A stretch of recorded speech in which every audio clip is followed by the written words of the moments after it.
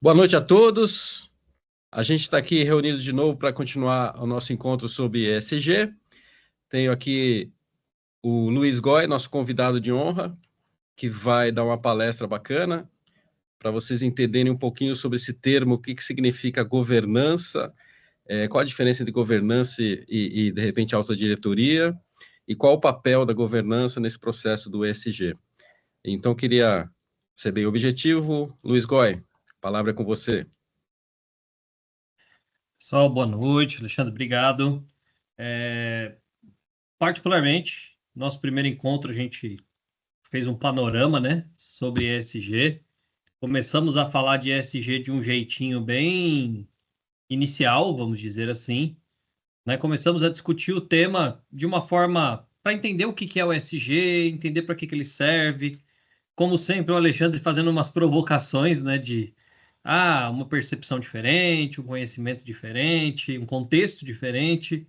E hoje eu acho que a gente vai falar da parte mais importante do ESG, que é a governança, né? Muita gente brinca que fala que o ESG devia ser o GES ou GSE. Enfim, na verdade, eu particularmente acho que cada letra está no seu lugar certo, porque para mim a governança, se você traduzir do inglês, ela vem no começo e aí ela abarca tudo. Mas aí é um ponto que a gente vai discutir aqui durante a nossa conversa. Eu vou compartilhar a minha tela aqui. Nós começamos. Por favor, quando estiver disponível, vocês me avisam.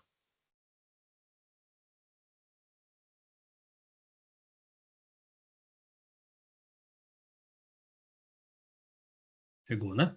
Bom, muito bem. Então, no nosso segundo encontro, objetivo hoje falar governança como cérebro, né? E eu achei bem bacana essa provocação, porque quando a gente fala de governança como cérebro, a gente está dizendo aqui que nós estamos olhando para ESG e estamos tentando enxergar que no conceito do ESG, a governança nada mais é do que a parte pensante, a parte decisória.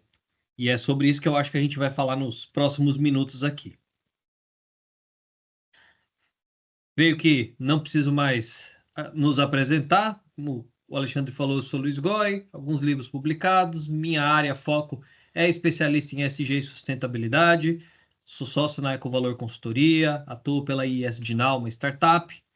Aqui tem o Alexandre Montadon, que é o responsável aqui por esse circuito de lives na BQ. Ele foi muito sintético aqui, colocou só alguns dos títulos dele aqui, porque não cabia na página, eu ia ter que sair daqui para servir o resto, né? Mas eu acho que, assim, em primeiro lugar, que é muito importante a gente conseguiu unir duas coisas agradáveis aqui, que foi o pensamento do contexto do ESG e a transformação de uma coisa difícil em algo fácil, que eu acho que a história em quadrinho tem esse papel, né? Tem esse objetivo. E eu acho que desde então a gente vem conversando e alinhando muita coisa para pegar um conceito como o ESG, que é uma coisa super complexa, super mal explicada, e a gente tem então transformado isso em um jeito de conhecer diferente, um jeito simples, né? Tanto é que tem aí a página do ESG para todos, que eu acho que é o intuito principal, a revista em quadrinhos ali, nos ajudando a explicar o que pouca gente explica. Pois bem, eu acho que, como a gente vai falar de governança, eu não posso deixar de trazer um conceito. Não gosto muito de trazer conceito literal, mas não tem outro jeito. Isso daqui é o que está lá no Instituto Brasileiro de Governança Corporativa, isso daqui é o conceito que todo mundo fala. E governança corporativa, ele é um tema que, quando você olha para o conceito, você imagina, traduz em burocracia. E eu acho que é justamente isso que hoje o nosso objetivo é mudar um pouco na forma de pensar. O IBGC, como eu falei, né, é o Instituto Brasileiro de Governança Corporativa, ele que dá a diretriz de governança corporativa, é ele que boa parte das organizações seguem com o intuito de se aproximar do que é governança, com o intuito de se aproximar do que é boa prática. E ele diz que, basicamente, a governança é um sistema que dirige e monitora uma organização. Ou seja, é basicamente onde se estrutura os princípios organizacionais, né, para atender os objetivos dos sócios, dos acionistas, da sociedade. É como se eu falasse, tudo que eu faço de medida, tudo que eu faço de prática, tudo que eu tenho de ideia, tudo que eu consolido de projeto para fazer a empresa ser perene, para fazer a empresa ser bem estruturada, eu costumo chamar de governança corporativa. E isso normalmente está pautado, segundo o IBGC, em 4 pilares: transparência, prestação de contas, equidade e responsabilidade corporativa. O que isso quer dizer? Transparência, no básico, fluxo de informações, prestação de contas, é que os responsáveis pela organização precisam prestar contas daquilo que fazem, seja para os acionistas, seja para quem o dinheiro chega, para quem investe, ou até mesmo para a sociedade, pelos impactos que pode causar. A parte de equidade é que todo mundo tem que ter espaço para opinar sobre os impactos que a empresa pode estar causando, e a parte de responsabilidade corporativa é de que não importa se uma empresa ela tem como objetivo crescer muito ou ser mais forte financeiramente, ela tem que prestar conta, porque ela é uma parte de um ecossistema dentro da sociedade, e aí que entra esse tema. E aí entra um ponto que eu acho que é aqui que começa a ficar difícil o conceito de governança, e é isso que hoje o objetivo é a gente traduzir. Eles costumam dizer que a governança ela é gerenciada por agentes de governança. E quando eles citam esses agentes de governança, normalmente eles dizem o seguinte: é o conselho de administração, é o acionista, é a diretoria executiva, é o comitê de auditoria, por exemplo. Ou seja, se a minha empresa não tem capital aberto, imediatamente eu olho e falo: opa, eu não tenho conselho, eu não tenho acionista, então minha empresa não tem nada a ver com isso, estou fora da governança. E eu acho que esse é o grande equívoco, porque quando a gente olha para a governança só desse ponto de vista de estrutura, a gente perde a real importância que ela tem para fazer qualquer negócio funcionar bem. E mais do que isso, tá? Não é também porque uma empresa tem tudo isso que ela tem governança. Muita gente fala assim, não, a empresa tem um conselho de administração formado, tem um comitê de auditoria, os acionistas cobram lá, tem os agentes delegados.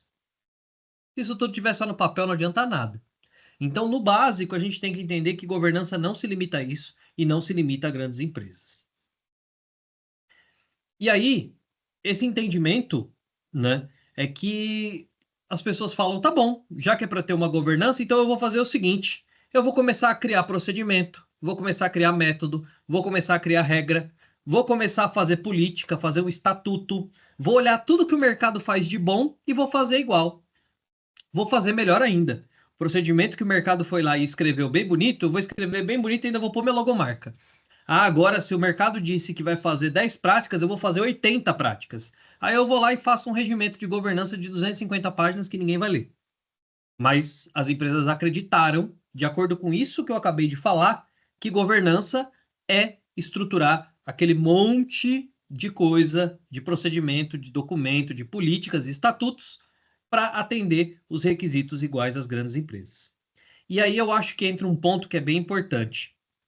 A gente tem que entender que não se governa de dentro para fora, mas de fora para dentro. O conceito de governança, ele não é um conceito que vai surgir de uma política que você vai criar, de uma estrutura que você vai fazer, de um procedimento que você vai desenvolver e a partir daí você vai falar, agora eu tenho governança. Não é assim que funciona. Basicamente, o que você precisa é captar insumo de cada uma das suas partes interessadas, entender o que eles estão demandando, entender o que o mercado espera do seu negócio, entender o que o mercado enxerga. Por quê? Porque tudo isso vai impactar a organização do ponto de vista financeiro, e aí automaticamente ela começa a se consolidar falando: olha, eu vou estruturar o meu processo para atender as demandas como o mercado estão. A gente, antes, na nossa conversa, na resenha aqui, antes de começar a gravar, né? Uma das coisas que a gente tava brincando, né?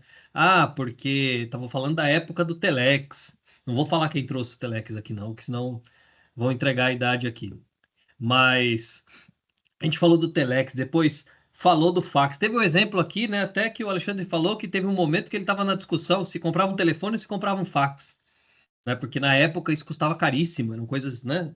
Qual é o grande ponto disso? O grande ponto é que se você não governa de fora para dentro, você fica fechado em um mundo do qual você não consegue lidar com as tendências de mercado conforme elas mudam, porque elas vão mudar. Eu acho que o grande erro que as organizações cometem é acreditar que uma verdade vai ser sempre uma verdade. A questão é que a verdade, ela muda conforme o tempo, ela muda conforme a nossa maturidade e forma de perceber. Por isso que eu digo, governança é algo que vem de fora para dentro. Por quê? Porque as expectativas do lado de fora vão trazer insumos para que você estabeleça regras, métodos e processos para que a sua empresa siga em um caminho que seja sólido. Pois bem, sei que eu ainda estou muito na superfície, acho que agora tem um jeito mais fácil da gente descer para a prática. É fácil entender governança no seguinte fator, tá? Eu sempre gosto de usar esse exemplo que para mim ele é o melhor de todos. Toda empresa estabelece uma missão. A missão é a razão dela existir. Se uma empresa não tiver uma missão, então ela não tem por que estar ali. Eu existo para quê? Essa é a missão, né? Talvez seja a grande dificuldade da humanidade, descobrir qual é a missão dela, né? A gente passa por vezes anos e anos e anos tentando descobrir e não descobre. Mas as empresas, elas são formadas por pessoas que sabem exatamente para que aquela empresa existe. Então, a missão é a razão de existir. Ou seja, esse é o ponto zero. E a visão é o ponto um, é o lugar onde a gente espera chegar. Onde que eu quero que essa empresa chegue? Que tamanho que eu quero que ela tenha? Que estrutura que eu quero que ela tenha? E aí existe uma outra coisa, que essa é a mais importante, que são os valores. Os valores nada mais são do que as ferramentas que vão suportar essa organização até chegar lá na visão dela. Essas ferramentas são aquelas que vão limitar o conteúdo, limitar o processo dessa empresa para chegar até o seu objetivo futuro. E aí que entra a governança. Porque a governança nada mais é do que as paredes que limitam por onde essa empresa vai caminhar para chegar na visão dela. Um exemplo, a empresa diz: eu quero daqui 20 anos ganhar 10 vezes mais de faturamento. Tá bom, ela pode ir lá, roubar o Banco Central e vai ganhar 10 vezes mais de faturamento. Agora, é o certo ela fazer isso? Não, né? E por que que não é certo fazer? Por conta dos limites éticos. Esses limites são a estrutura da governança corporativa. A governança nada mais é do que eu estruturar limites para que eu tenha que chegar no meu resultado dentro do amparo legal, dentro da ética e principalmente dentro dos meus valores, que são aquelas coisas que eu não negocio. A governança corporativa, quando eles diziam lá pelo IBGC, que foi tudo aquilo que eu falei aqui, né? Super difícil de entender, era isso. Um conjunto de regras, procedimentos que fazem com que a organização tenha a sua sustentabilidade. Ou seja, é o conjunto de informações, o conjunto de contextos que limitam a empresa para ela não desviar do seu caminho ideal para chegar até o seu resultado. Então eu costumo falar que tem muita gente que fala assim: ah, essa empresa não tem governança. Por quê? Ah, porque ela está crescendo de uma forma absurda sem olhar para o meio ambiente. E eu vou dizer para vocês, se daqui a pouco todo mundo que trabalha naquela empresa combinou que o caminho dela vai ser crescer desse jeito, e assim ela tomou a decisão de seguir, na verdade ela tem sim uma governança que escolheu caminhar por um lado de risco que não olha para o resto do ecossistema, mas ela estabeleceu até que limite ela vai. Então a gente tem que entender que governança não é exatamente só fazer aquilo que está de acordo com uma cartilha. Governança é fazer aquilo que está combinado e que não foge dos valores da empresa, tá? Então, basicamente, quando a gente fala de governança e muita gente olha e fala assim: ah, não, governança é falar de compliance, é falar de ética, é porque no conceito aí eu vou falar na regra social, né? A gente entende que aquilo que é ético a gente não pode ultrapassar. Por isso que está dentro da governança corporativa, porque são valores que a gente não abre mão.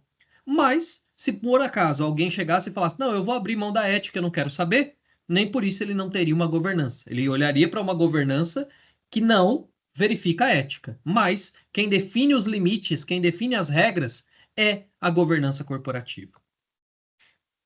Então, eu acho que é importante a gente entender que, para ter esse padrão de governança, quem é esse time?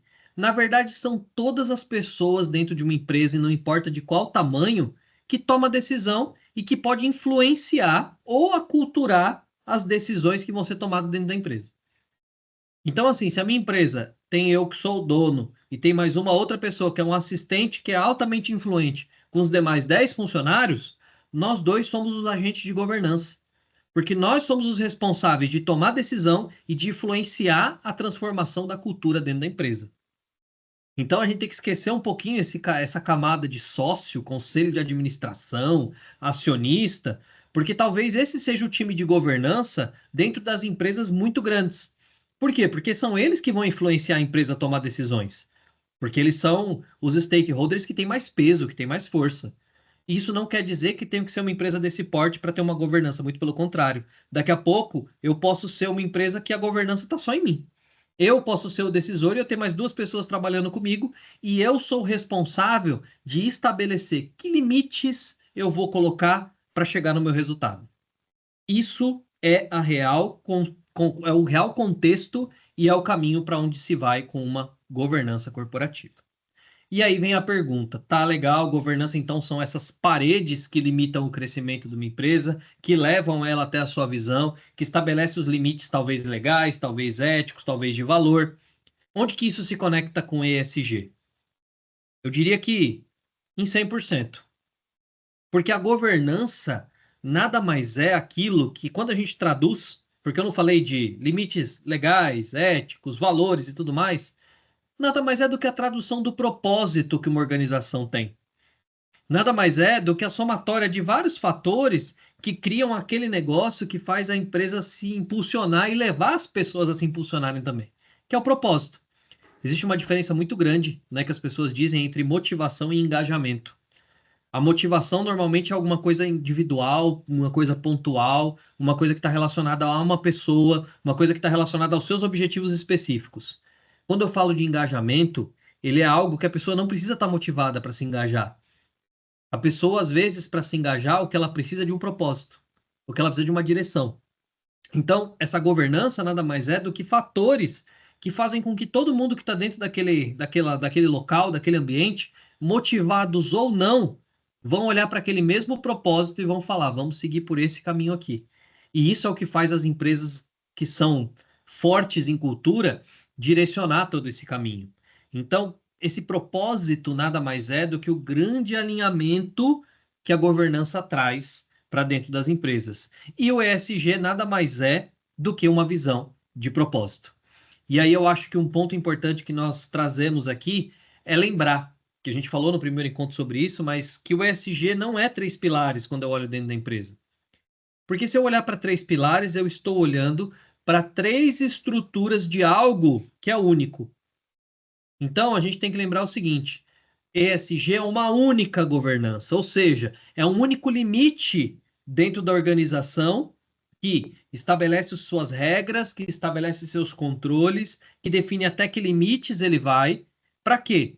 Para tomar decisão e reduzir os riscos que essa empresa pode ter e potencializar as oportunidades.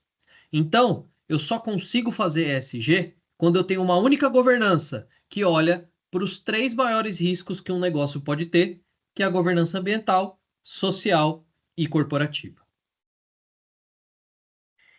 E aí, por que governança ambiental e social? E não só olhar para o meio ambiente ou só olhar para a sociedade? Porque quando eu falo de governança ambiental e social, eu não vou criar ações baseadas no critério, na crença, no viés ou na pressão que eu estou convivendo. Eu vou criar ação baseada no propósito e no contexto do meu negócio específico. Então, eu não vou deixar minha empresa desviar do caminho ideal. Por isso que essa governança é tão relevante.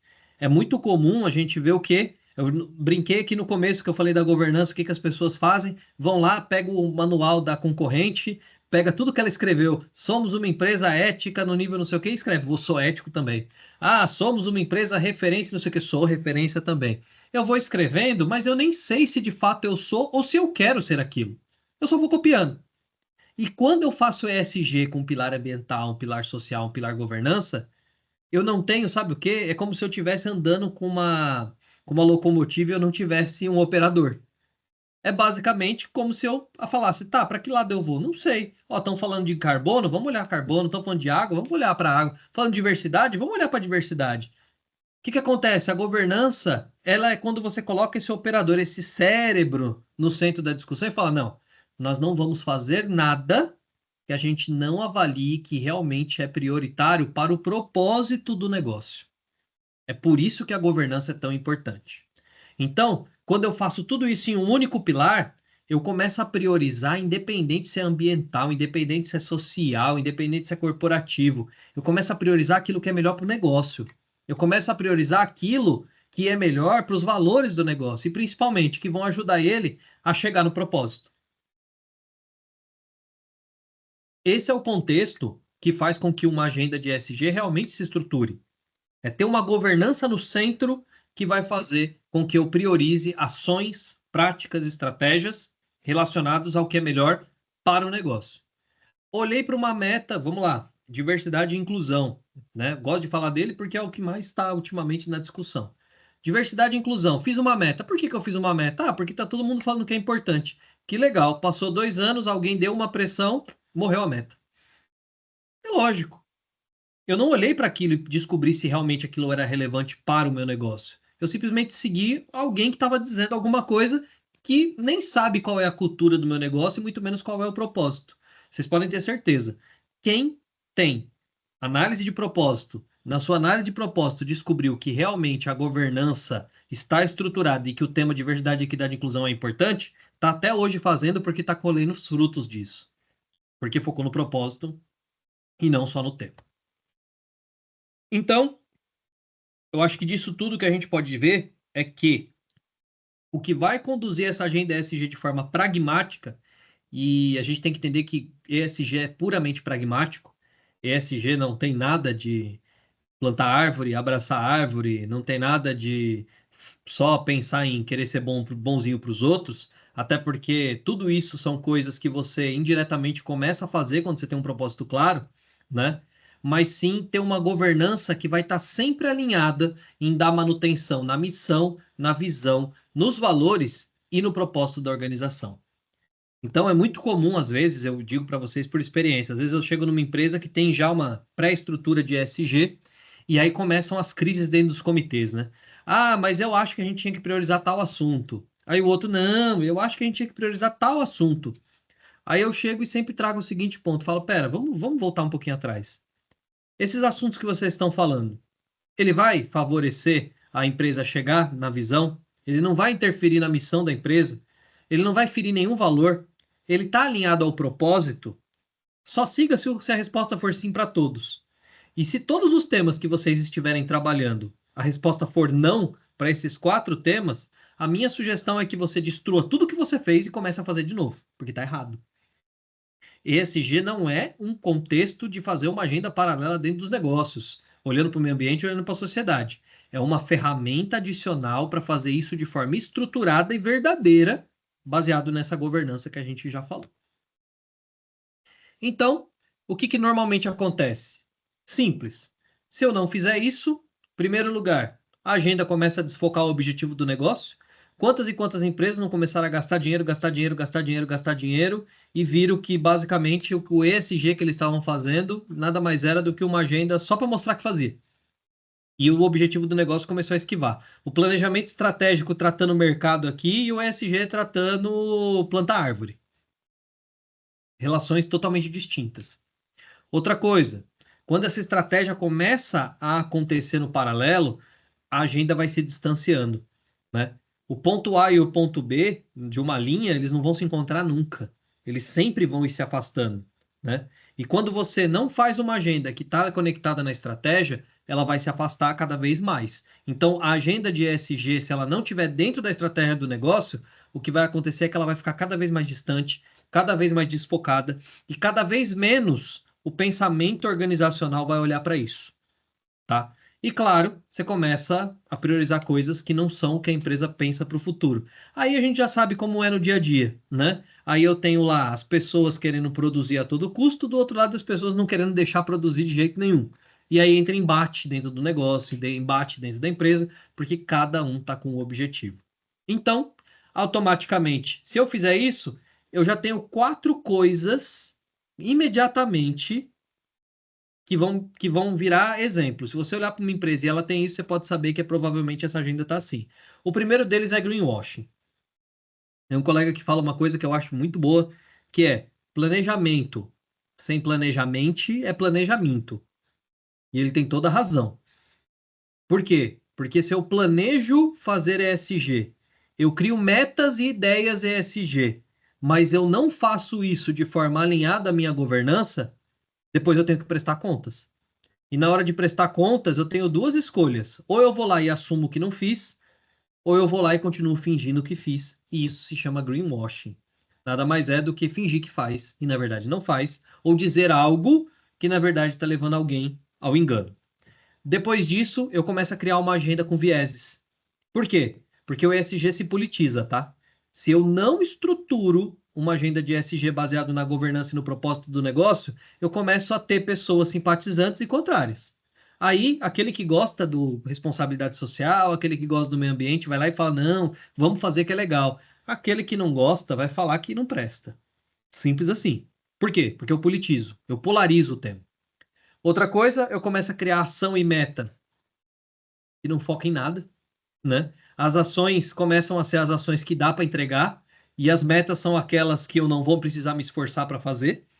E aí todo ano todo mundo bate as metas e você não vê acontecer de verdade nada em prol do negócio. E claro, no final das contas o SG perde a razão, igual muitas empresas aí. E aí a agenda SG, como é que tá? Tá encostada. E por que que tá encostada? Ah, porque SG não presta. Não, porque isso é bobagem. Não, porque o tempo do SG passou. Claro que passou. Passou porque desde o começo você consolidou ele do jeito errado. Ao invés de usar ele como ferramenta, você usou ele como uma mini explosiva. Então, basicamente, ou eu tenho essa governança, ou o que eu começo a fazer é ir minando a estrutura dessa agenda. E aí, a gente vai ver muita empresa por aí, tá? Que diz fazer muito ESG, só que não tem essa governança estruturada, até porque eu vou dizer para vocês que hoje, a cada 50 pessoas, duas sabem realmente o que é governança, 40 dizem saber o que é governança, e os outros aceitam que não sabem o que é. O grande ponto é que governança não é a tradução literal daquilo que está escrito no IBGC. Governança é basicamente a sustentação do negócio através de conectar propósito e limitar o caminho para onde você vai chegar dentro do seu resultado. Então, entenda, ESG é uma agenda que só funciona se tiver uma governança estruturada para ela se sustentar. As ações têm que ser baseadas só em uma visão, chegar no objetivo do negócio. Se eu não fizer isso, de verdade, a minha sugestão é não fazer ESG. Dá outro nome, cria outra agenda, cria outro negócio. Mas não diz que faz ESG, porque não faz. Você quer fazer ESG, você vai ter que cutucar a ferida. Você vai ter que ir lá para o plano estratégico da empresa, por vezes, e falar assim: vamos discutir esses valores aqui. Será que realmente eles são verdadeiros? Por quê? Porque no frigir dos ovos, esses valores, eles vão começar a gerar atrito, vão gerar problema. Eu costumo sempre dizer: ah, a empresa tem vários valores bonitos e todo mundo compartilha dos valores, até chegar uma crise. Na hora que chega a crise, cada um vai pelo seu próprio valor, porque valor é algo que não se negocia. Eu acho que esse é o ponto importante. As pessoas não devem se arriscar a colocar um valor que é bonito porque ele está na parede. As pessoas devem entender que valor é algo que você não negocia. E, inclusive, o primeiro passo que deveria acontecer na agenda de ESG, ela está numa operação chamada recrutamento e seleção. Porque as pessoas que entram na empresa, se elas não estiverem compartilhando dos mesmos valores que a empresa está produzindo, elas sempre serão detratores da construção da sua cultura. E isso não é algo que dá para mudar, porque valor é valor, valor não muda, valor não negocia. Então, imediatamente nesse ponto, a governança é tão complexa, porque por vezes você tem que tomar decisões que vão ser muito difíceis, mas são decisões que só elas vão te ajudar a ter uma cultura. Existe empresa que diz assim: ah, eu não consigo estruturar uma cultura. Ah, mas por quê? Qual valor você tem? Ah, eu tenho um valor qualidade. Pô, bacana. Mas ela premia a primeira pessoa que entrega produtividade burlando regra de qualidade. É ela mesma que está dissolvendo a sua própria cultura. Portanto, por isso que tudo começa nos valores, porque não há como ter governança se os valores não são aqueles que realmente são praticados. Então, em resumo, a governança ela vai representar o quê? Ela vai representar que limites que a organização não pode ultrapassar para chegar no seu resultado. E esse limite vai estar relacionado ao propósito e à visão de futuro dessa organização. E quando eu falo de limites, esses limites eles vão ser muito bem negociados. E não precisa ser numa empresa muito grande, como eu já falei. A empresa às vezes tem dois sócios. Esses dois sócios têm que falar: olha, Eu não vou abrir mão da minha qualidade máxima para entregar um produto. E quando eu falo não abrir mão, é não abrir mão. Ah, mas eu tenho uma entrega que eu tenho que fazer, vamos abrir aqui um espaço. Não, não. Se é valor, eu não abro mão. Segurança, por exemplo, né? Tem muita gente que fala, ah, mas é besteira ter excesso de regra de segurança, que não sei o que e tudo mais. Se isso é um valor, você não pode abrir mão. E não abrir mão é a maior mensagem que vale muito mais do que qualquer papel, qualquer procedimento, qualquer regimento, qualquer instrumento. A mensagem, ela transforma a cultura. O papel aceita qualquer coisa. E eu vou dizer para vocês muito, muito claro, tá? Eu estou bem acostumado a ver muita empresa por aí que agora tem todos os procedimentos que você imaginar. Quando eu fazia due diligence em empresa alguns tempos atrás, era muito comum a empresa não ter. Ah, eu não tenho procedimento de compliance. Ah, eu não tenho procedimento disso. Eu não tenho procedimento daquilo. Hoje todo mundo tem. Por quê? Porque hoje elas têm um aliado para construir esse procedimento que se chama inteligência artificial. A empresa vai lá e fala: Ó, eu sou tal empresa, por favor, construa para mim uma política de compliance. 8 segundos. A política está pronta, formatada, estruturada. Serve para a empresa? Provavelmente não, mas eu tenho. Mas ela existe. Então eu acho que a gente tem que entender o seguinte: o mais importante, eu acho que a provocação mais importante é que a gente tem que entender que governança é aquilo que foi negociado e o que é negociado não sai caro. Se a gente estabelece que isso é um valor, a gente não abre mão dele de jeito nenhum. E a gente limita o nosso crescimento baseado nisso. A gente vai crescer desde que eu não fuja desse valor, desde que eu não desvie do meu propósito. Se a sua empresa tem o propósito de ser uma das empresas referência em determinado tema, você não pode, no meio do caminho, se esquivar dele. Aí sim você acaba de deixando e abrindo mão da governança.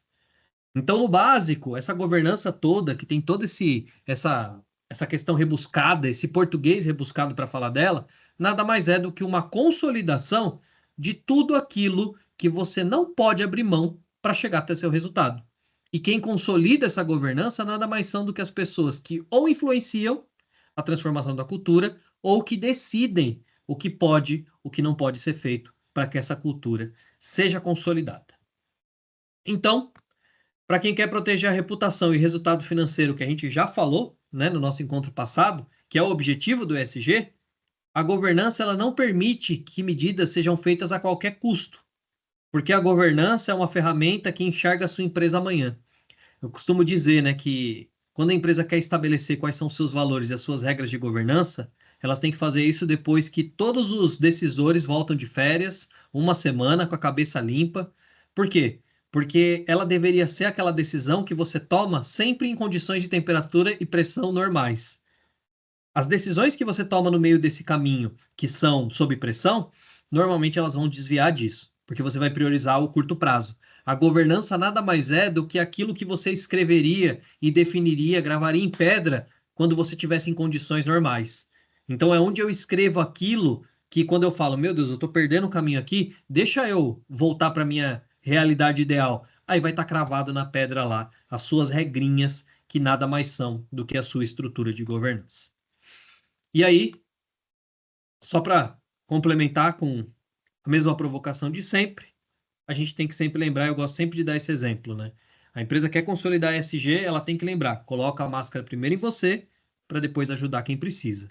Porque ESG é sobre ter uma organização saudável, nos contextos mais relevantes, porque automaticamente assim você faz bem para todo o entorno, você impacta positivamente o ecossistema no qual você está inserido.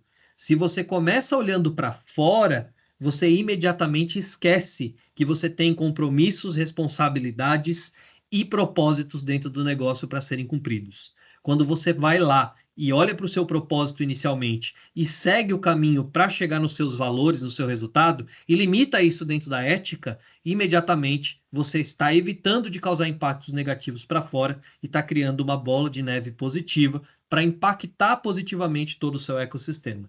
Empresa saudável ajuda a ter partes interessadas mais saudáveis. E isso nada mais é do que se preparar e se organizar melhor através de uma única governança consolidada que vai lidar com os maiores riscos que essa empresa pode ter que enfrentar. Hoje eu fui exato no número, hein, Alexandre? Dessa vez eu não extrapolei. Você é sempre perfeito, velhinho. Cara, eu gostei muito da apresentação. Quero fazer alguns comentários aqui, até para botar um pouquinho a discussão, assim, né? Vou fazer às vezes do cara que está aprendendo, e tô. É, eu gosto muito quando você fala que governança vem de fora para dentro, porque isso ajuda a explicar muito essa questão do ESG. A questão do ESG, ela vem muito de fora, porque o planeta está pedindo socorro, porque se a gente continuar nesse ritmo, as empresas vão falir por falta de recursos, porque as pessoas têm desigualdades sociais grandes, porque existem problemas sociais, né, de minorias que afetam as empresas também. Ou seja, não dá para fechar os olhos e olhar só de dentro para fora.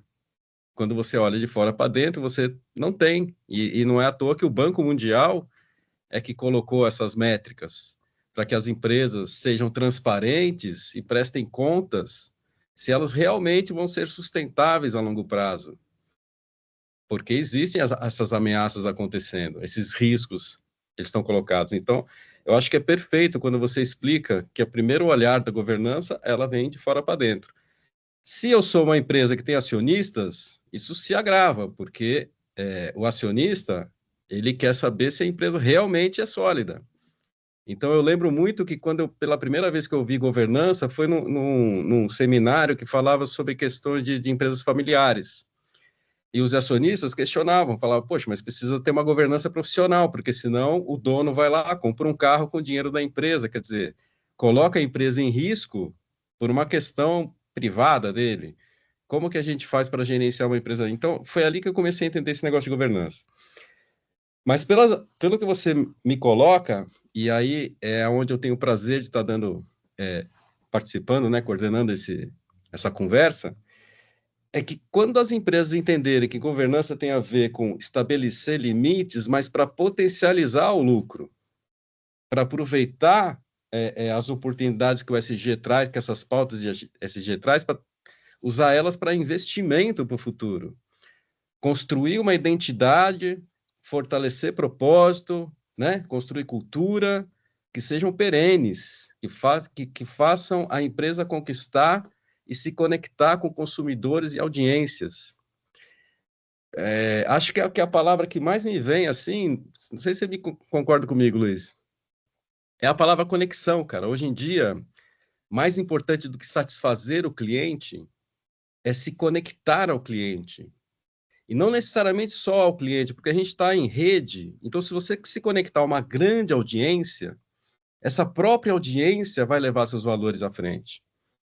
E isso tem um poder escalonável grande, que as grandes empresas já entenderam. Isso também serve para as pequenas empresas. Eu acho que, por exemplo, o Fast Quality do Evandro, ele é um pouco exemplo disso, né? Sem perceber, sem ter, às vezes, tão bem planejado essa governança, os valores são muito fortes. E quando os valores são muito fortes e o propósito é claro, e ele tem uma missão de conectar pessoas muito clara, as pessoas se conectam com valores, as pessoas não se conectam com ideias, com textos, com escritos, elas se conectam com valores. Então, assim, se a governança não conseguir, né, se você tem uma empresa que não tem acionista, mas você prega uma coisa e faz outra, isso é uma grave falha de governança que, em algum momento, ela vai representar um grande risco para o seu negócio. Você vai cair numa grande mentira, numa grande descredibilidade, não é isso? Eu até ia te dizer que quando você cai num descrédito ou alguma coisa assim, você está tendo uma grande oportunidade, porque você conseguiu enxergar isso rápido. Eu vou dizer para você que sabe qual é o pior caso de governança? É aquele que esse descrédito começa a virar rotina dentro da empresa e começa a ser criado um monte de métodos para lidar com isso no dia a dia, e aí a empresa vai ficando improdutiva sabidamente. Porque a maioria das organizações sem governança, ou que a governança traz um discurso que não é o realizado, ela normalmente é uma organização cheia de barreiras, de redundâncias, de inseguranças, de estruturas que vão gastar, gastar, gastar, drenar todos os seus recursos, drenar toda a sua cultura de um resultado que você poderia ter muito positivo. Ou seja, você, na verdade, você está drenando os seus recursos ali, que, assim, aquilo que a gente falou no encontro passado, recurso humano, recurso natural e o dinheiro, o recurso financeiro, eles vão ser cada vez mais escassos. Está acabando. E quanto mais escassos eles são, e quanto mais você deixa ele ser drenado por você desalinhar a sua cultura, menos competitivo você é. Aquele que consegue ter o estalo, que por vezes, como não é pelo amor, acaba sendo pela dor, às vezes por um problema reputacional, às vezes por uma crise interna, é o que tem a oportunidade de acordar, tomar um chacoalhão e falar: opa, agora é hora de eu estabelecer meus valores. Aqueles que não enxergam isso têm um problema muito maior na mão, porque esse recurso vai drenar até que a empresa define e não chegue mais em lugar nenhum. E esse fato de conexão, para mim, é 100%. Ou você se conecta, e aí por isso que eu falo muito de motivação e engajamento. A pessoa, às vezes, ela não vai estar sempre motivada, e isso é normal. Até porque eu me motivo com uma coisa, o Alexandre com outra, o Evandro com outra, cada um se motiva com uma coisa. É diferente. Engajamento não, engajamento é um contexto coletivo. Sim. Engajamento é algo que você gera baseado em propósito. É aquela história que você fala: olha, é muito ruim fazer isso, é muito chato, mas eu sei que isso vai me levar próximo do meu propósito, então eu vou fazer. Isso. Esse é o ponto que a governança, esse equilíbrio de valores, faz acontecer. Motivação, você pode criar vários métodos. Ah, dá um benefício, dá um não sei o quê, prioriza não sei o quê, é short Friday, é dia day off, é não sei o quê, não sei o quê. Você pode fazer um monte de coisa. Não vai adiantar nada, É. porque isso vai motivar pontualmente. Engajamento é com a causa. Motivação é outra história. Isso aí. Você diria, então, que a governança tem, né? Vamos ver se está certo. Se a governança tem um grande papel de ser o zelador da cultura da empresa, baseada nos valores que foram estabelecidos? Esse é o É, papel principal da governança? a governança é a tábua dos 10 mandamentos da cultura. A tábua dos 10 mandamentos. Então, a gente pode dizer que uma boa parte, ou talvez a maioria das empresas brasileiras, falta governança, porque a gente sempre vê problemas culturais, sempre vê problemas de manda quem pode, obedece quem tem juízo. Mas É na isso aí. prática todo mundo finge que faz e o chefe finge que mandou. Ah, E aí a gente dá uma maquiada no relatório, quando o auditor chegar, a gente dá uma ripada ali e deixa tudo bonitinho. Quando o auditor for embora, tá tudo certo, volta ao que era normal. Então tá eu, faltando governança, tá faltando alguém zelar pela cultura, ou a governança aceita aquele tipo de cultura. eu vou Seria brincar mais aqui ou menos que isso, né? eu tenho um exemplo que eu digo assim, né? Que eu tenho. E para mim, tá? Para mim, qualquer construção, qualquer uma, dentro de uma organização, ela tem três análises: uma análise técnica, uma análise tática e uma análise cultural. É. A análise técnica é o quê? É o papel. Ah, processo de qualidade, tal, tal, tal, beleza. Eu tenho um papel, vou construir. A análise tática é entender se aquele papel é realizável, né? Uhum. E normalmente as empresas chegam até aí. Agora, e a análise cultural? Quer entender se eu realmente vou fazer aquilo? Isso. A governança é esse elo, porque ela é o que vai te dizer: olha, não é você só escrever o papel e dizer que faz. O meu limite é garantir que, por mais que o seu papel não seja o mais bonito do mundo, é garantir que o que você está escrevendo, pelo menos você vai me garantir que faz. Porque isso é o que se consolida. Então, assim, eu acho que a gente se limita muito em falar: ok, eu quero fazer, eu olho para a técnica, olho para a tática, mas na hora de olhar para o cultural, a governança se esvai. Ah, não, mas aí depois a gente vê. Ah, mas isso é complicado de cumprir. Ah, na próxima auditoria a gente vai lá e faz. Que aí vem outro ponto que eu acho que é muito importante. É, a questão cultural, ela é uma questão de coerência e consistência com aquilo que foi traduzido, certo? Então, propósito tem a ver com valores, coerência e consistência, né? Quando existe essa falta de governança, fica muito claro naquilo que foi pregado e naquilo que é feito. Concorda? E aí vem outro ponto que eu acho mais importante.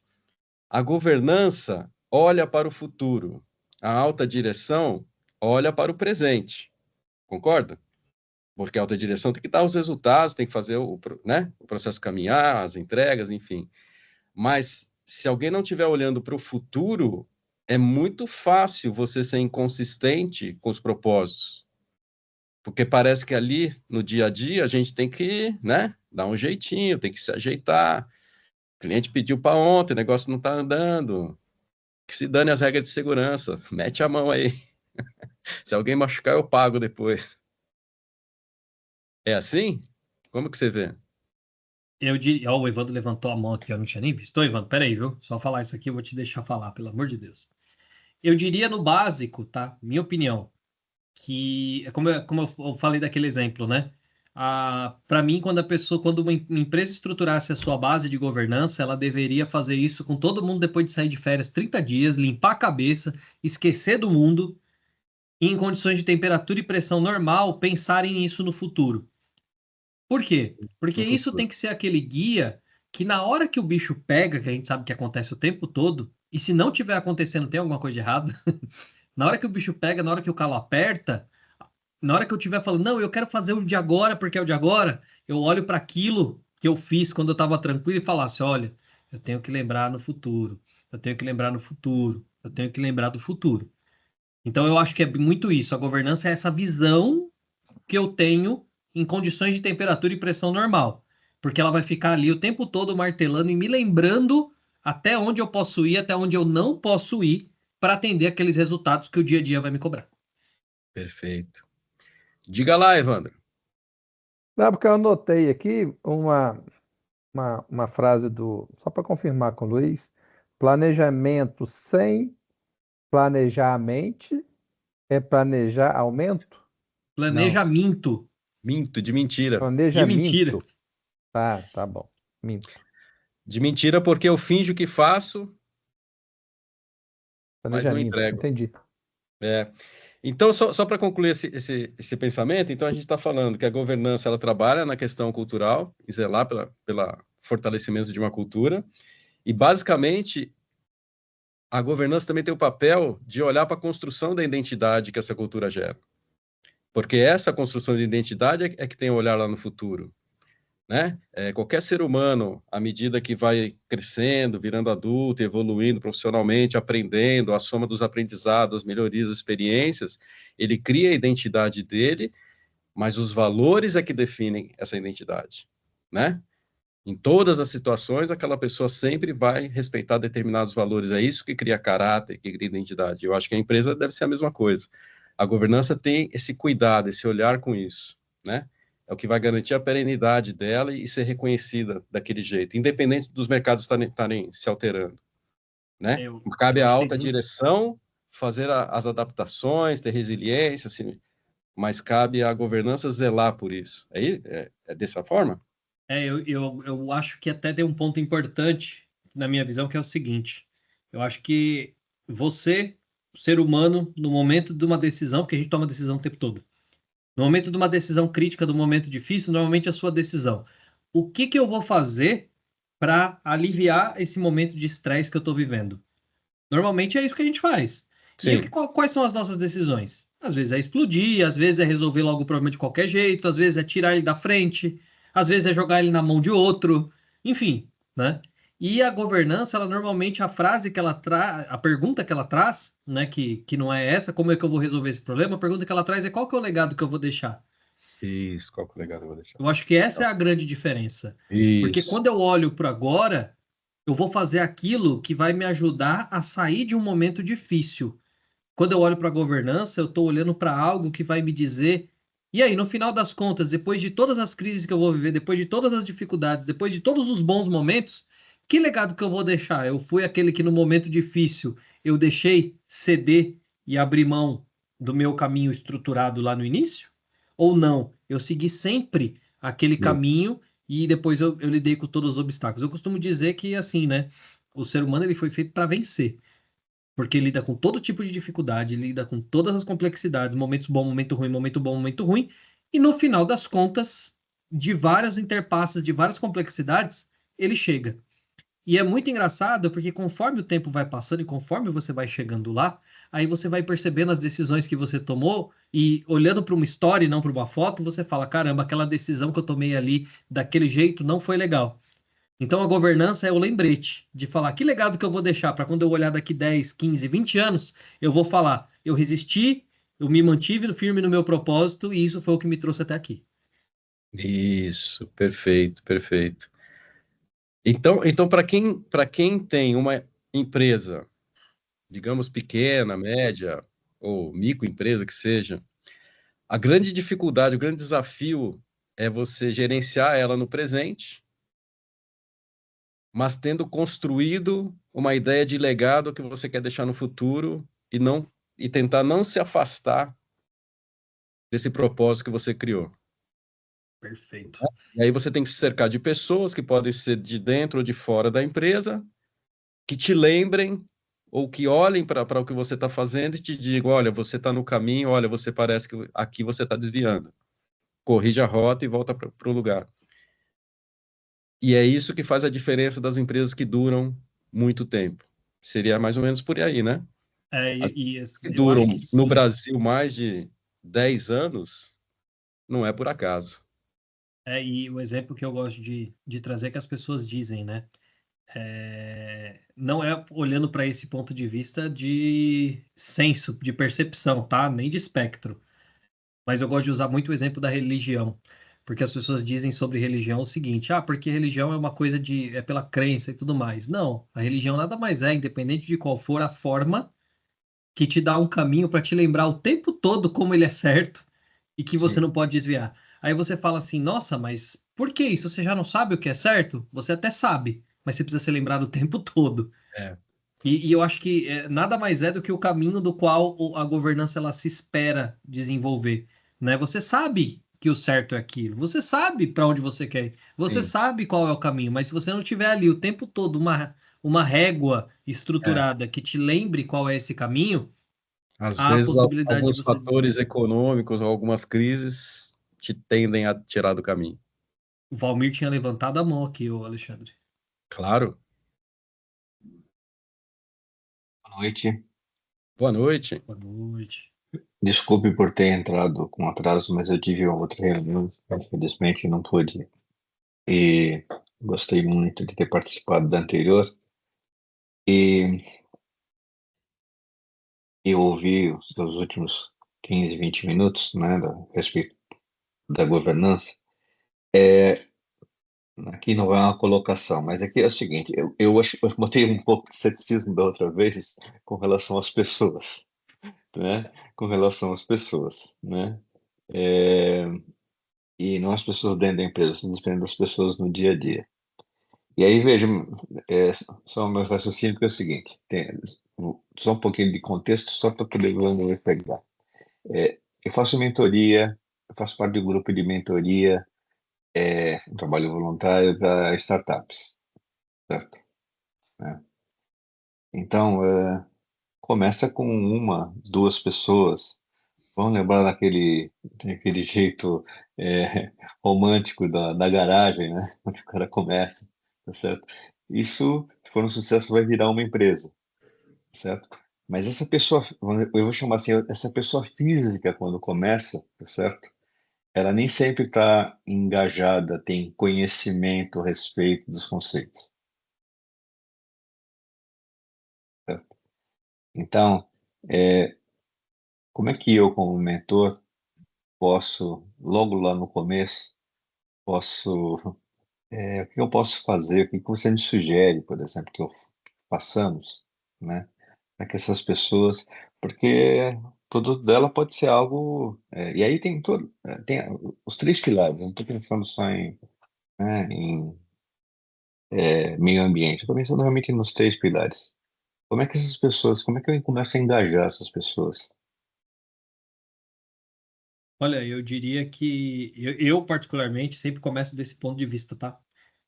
Primeiro, eu sempre volto para a reflexão base do negócio. Qual é a reflexão base? Primeiro, qual que é a minha razão de existir? Quem sou eu? Qual é a minha missão? Depois, bacana, onde eu quero chegar? Quem que eu espero ser daqui 2, 5, 10 anos? E agora, e foi aquele ponto que eu trouxe, do que eu não abro mão para poder chegar até lá? Porque quando eu delimito isso, é aquilo que a gente conversou, eu acho que você deve ter chegado um pouquinho depois disso. Mas quando eu delimito eu estabeleço o que eu sou, onde eu quero chegar, e eu delimito o meu trajeto, eu imediatamente começo a estabelecer aqui a minha regra moral dentro da minha empresa, são os caminhos que eu vou direcionar. Porque no básico, como eu disse, a governança ela é essa limitação. Então, se eu não estabeleço, eu sei quem eu sou, eu sei onde eu quero chegar e eu posso até mudar. Ah, não, eu queria ser a maior empresa. Você está falando do exemplo da garagem? Eu queria ser a maior empresa de venda de tecnologia, de computadores e tudo mais. Aí o outro cara que estava na garagem junto comigo primeiro veio, lançou a Apple e passou na minha frente. Enfim, no básico, isso pode mudar. O que não pode mudar? O que não pode mudar são os seus limites, seus valores. Então, eu acho que esse é realmente o caminho onde se começa tudo. É muito clichê, porque sempre quando você vai falar de consultoria empresarial, a primeira coisa que eles falam, delimita missão, visão e valores. Mas isso tem que ser assim um conceito real. Quais são os limites, os caminhos que eu não abro mão? Quando você define isso, imediatamente você começa a colocar na sua cabeça que tipo de condição você vai ter que enfrentar, que dilema você vai ter que dar, que tipo de negócio você não vai poder aceitar. É mais ou menos esse o caminho. Eu acho que quer começar, eu acho que o jeito certo é esse. Eu gosto de pensar assim também, Valmir. Isso me ajudou bastante, assim. Você imagina um quadrinista ter uma empresa e conseguir manter ela durante tanto tempo. A diferença entre missão e propósito, tá? Eu não sei o que vocês pensam, não sei se tem literatura que define claramente isso, mas hoje se fala muito em propósito, porque hoje se fala muito em conexão. Porque antes não se falava tanto em propósito, falava sempre em missão. Mas toda vez assim que você busca no Google, missão do Google, propósito do Google, geralmente vem a mesma coisa. Às vezes vem diferente, mas geralmente vem a mesma coisa. Então, assim, eu coloquei na minha cabeça o seguinte: missão é o que você se propõe a fazer. Como que você vai transformar seu talento em algo em benefício às pessoas? E tenta traduzir isso numa missão, né? Então, assim, a minha missão, né, como empresa é democratizar informações de uma forma lúdica, fácil e simples de atingir várias pessoas. É isso que eu sei fazer bem e é isso que eu vou fazer e vou entregar. Propósito é qual o significado que isso tem para as pessoas, qual transformação que eu quero gerar para as pessoas. A partir do momento que elas recebem esse material e elas conseguem entender de forma mais fácil, uma pessoa que tem dificuldade de interpretação de texto, e aquela informação entra dentro dela, que tipo de transformação eu quero? Esse é meu propósito. O propósito é o que é carregado de valores.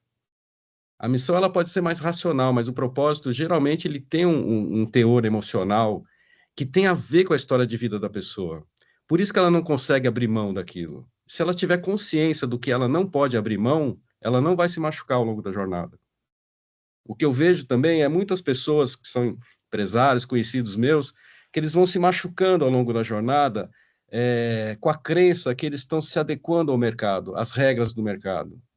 Só que aí eles vão perdendo a identidade, vão se frustrando com o próprio negócio, porque eles não têm mais orgulho daquilo que construíram. Então, propósito tem a ver com orgulho também. E aí eu acho que o Luiz definiu bem. Qual o legado? Talvez um jovem nem saiba que tipo de legado ele quer gerar, mas ele entende aquilo que ele não abre mão. Entendeu? E assim, aqui era muito engraçado. Respeito, para mim, sempre foi um dos maiores valores, por conta do meu pai, da minha mãe, da história da minha vida, né? Então, assim, eu ver alguém dentro da empresa, mesmo que a gente está perdendo dinheiro, desrespeitar um cliente, desrespeitar o carteiro, isso é algo que me incomoda muito. Me tira do sério. Não vou demitir a pessoa por causa, mas me tira do sério e eu quero que as pessoas percebam isso. Então, disso eu não abro mão. Prefiro perder dinheiro do que ser chamado de uma pessoa que desrespeita as outras, de uma empresa que não tem respeito pelos clientes. Você entende? E é isso que constrói a identidade. Eu acho que é por aí. Missão, propósito. Propósito dá significado à missão. A visão me aponta para onde eu estou indo e os valores é que sustentam essa jornada. O cara realmente tem que ser muito firme, muito com esses valores, com essa. Porque, veja, nesse momento, ele está precisando normalmente de dinheiro, tá certo? Posso te E, contar e a o história? que eu passei? Claro, claro, claro. Acho que eu passei por uma coisa muito parecida, mas graças a Deus eu tive uma pessoa que me ajudou bastante. Quando eu comecei a editora era a criação de histórias em quadrinhos e personagens, aberto, fazia qualquer coisa, entendeu? Se tivesse político, religião, qualquer coisa que precisasse fazer história em quadrinho e personagem, eu fazia, porque eu precisava de dinheiro. Então, para mim, na minha cabeça, quanto mais aberto o leque de oferta, maior a chance de eu crescer e ficar grande. Até que eu tive um cara que abraçou a gente e falou: não, vou dar uma consultoria para vocês. E nessa consultoria ficou claro para a gente que a gente deveria focar num nicho de mercado. Que quanto mais forte eu ficasse naquele nicho, maior a probabilidade de eu ter clientes, tá? Só que nessa época, meu cliente era a Credit Card. Eu tinha a Credit Card como cliente. A Credit Card, ela tinha acabado de lançar o Red Shop, que na época fez parceria com... O Red Shop foi lançado junto com os supermercados. Então, o foco deles era a classe C e D, que estava começando a subir. Então, eles criaram um cartão de crédito, em forma de débito, né? Mas era um cartão de crédito que a pessoa podia fazer compra nos mercados e pronto, pagava só dali a 30 dias, tá certo? Cara, aquilo me incomodou profundamente. Me incomodou profundamente, mas eu fiz o serviço, você imagina? Vou recusar, Credit Card? E outra, era um por mês. Eu fazia uma revista por mês, só tinha que adequar o uniforme, trocar as cores do uniforme, porque cada mercado tinha que ser uma revista diferente. Só que me incomodava o fato de imaginar que eu estava ajudando a fazer pessoas da classe C e D, que não sabiam usar um cartão de crédito, se endividar. E eu não queria ser responsável por isso. O cara da Credit Card tinha um argumento muito bom. Ele falava, o Red Shop, pelo contrário, ele está ajudando essas pessoas a terem acesso à alimentação. Porque a gente está dando crédito a elas. Ok? Mas eu olhava para a minha revista e em momento nenhum a minha revista ensinava o cara a usar o cartão de crédito. Só ensinava as vantagens de usar. Quando eu fiz esse trabalho de consultoria, que o cara falou que eu poderia trabalhar com um nicho de mercado e qual que eu queria trabalhar, e a gente tinha acabado de fazer a revista ISO 9005S, estava começando a fazer uma parceria com a Banas, eu falei, quero trabalhar com qualidade, porque qualidade, cara, qualidade é o seguinte, para o cara ler procedimento, o cara vai ter que aprender a ler, escrever e interpretar texto, então a empresa vai ter que gastar dinheiro com esse cara. Se a empresa gastar dinheiro com esse cara, a empresa vai valorizar esse cara. Então não tem como dar errado. Então eu vou fazer para qualidade. E aí vem a questão, como é que você vira para a Credit Card e fala assim, desculpa, mas agora você não faz mais parte do meu propósito. Eu vou ter que dispensar vocês. E foi exatamente o que eu fiz, com uma alegria interna muito grande e uma dor no bolso imensa. Porque eu ainda não tinha os outros clientes, entendeu? Eu tive que construir isso. Então, assim, você pode adiar, você pode levar, eu acho, no começo, porque toda empresa que está no começo, eu acho que uma startup é assim, ela precisa se adequar e ter os seus aprendizados, experimentar os seus erros, sentir na pele a dor que às vezes infringia alguns valores. Mas ela precisa de alguém que olhe para ela e fala, cara, agora está na hora de você construir um negócio de verdade. Porque senão você vai quebrar. A gente ia quebrar, cara. Eu já tinha quebrado 2, 3 empresas antes pela mesma causa, de fazer qualquer coisa. Olha só. Entendeu? Então, a governança, eu respeito muito assim, o Luiz quando ele fala de governança por causa disso. Sem saber, naquele momento, eu estava começando a construir os princípios da minha governança. E eu não faria mais revista para religião, nem revista para político, nem revista para publicidade. Eu faria só material para melhorar a qualidade dos produtos, das pessoas, entendeu? Isso me enchia de orgulho. E é isso que é a energia humana que você precisa para tocar um negócio. Eu acredito que o Evandro, ele se enche de orgulho quando ele vê um monte de gente lá fazendo amizade nos eventos dele, trocando ideia e vindo para... Não é assim, Evandro? Porque ali tem valor que tem a ver com a história da pessoa. Então, ó, eu respeito e eu gostaria muito de achar um jeito de divulgar a governança nesse país do jeito certo. Eu só ainda não sei como, que é complicado. Olha, Alexandre, o seu caso, porque nesse momento em que você passou, por exemplo, é quando o cara está esperando, está procurando um investidor anjo. E aí esse cara chega com... Ele está colocando um dinheiro que ele espera que volte É, multiplicado. é, E o perfil desse sujeito pode, e aí você tem que ter a determinação, tem que ter a sua, para dizer assim, não, se for para ver o dinheiro com não faz, não é o meu propósito isso que você está querendo, por exemplo, né? isso. Então, é muito difícil, É muito difícil. né? E assim, É muito Valmir, você difícil. tem que conhecer os valores do seu cliente, porque às vezes a gente deixa o viés dos nossos valores, né? Mas eu concordo com você, é difícil. É difícil. Eu recusei várias propostas de parceria, de gente querendo comprar editora, porque eu não batia os meus valores com a pessoa. Aliás, eu acho que eu já perdi muito dinheiro, já era para eu estar rico, assim, se eu tivesse aberto mão. Só que eu não ia estar feliz comigo, entendeu? É, eu gosto de, o exemplo, você falou do cartão de crédito, eu gosto de usar um exemplo que é basicamente assim, né? Até porque eu até te entendi bastante, Valmir, porque eu entendo que, é lógico, quando a gente fala, dá-se a impressão de que a gente vai seguir um caminho em linha reta a vida inteira e não vai esquecer nunca e acabou. E isso é impossível. Eu costumo dizer que, assim, o estresse, né, pontual, ele é comum, e basicamente, às vezes você vai falar assim, não, nesse momento eu não tenho outra escolha, eu vou precisar ganhar dinheiro, vou precisar, às vezes, fazer algo um pouco diferente, e o erro não está aí. Eu costumo brincar que quando você faz isso, é quase como se fosse aquela questão de você, num momento específico, você precisar parcelar a fatura do cartão de crédito. Agora, quando eu faço isso e isso vira uma muleta para eu levar essa mesma percepção para o resto da vida e continuar negociando dessa mesma forma, é eu pegar e colocar meu cartão no crédito rotativo e pagar o juro mais alto que existe no mercado.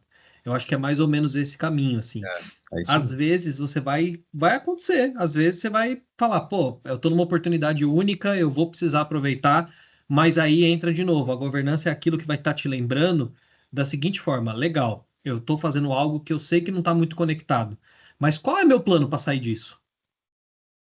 Porque se eu continuar com isso para sempre, eu vou ser infeliz, meu negócio não vai estar baseado no meu propósito e por isso provavelmente ele não vai gerar o engajamento necessário. Resultado, não vai ser um negócio que vai prosperar. Então eu preciso entender que vai acontecer, vai ter desvios, vai ter erros no caminho, mas eu sempre preciso ter alguma coisa que vai me direcionar e falar: tudo bem, aconteceu? Se prepara agora então para voltar para o rumo. Qual que é o plano que você faz para voltar para o rumo? Eu acho que tem que ser muito assim. Perfeito.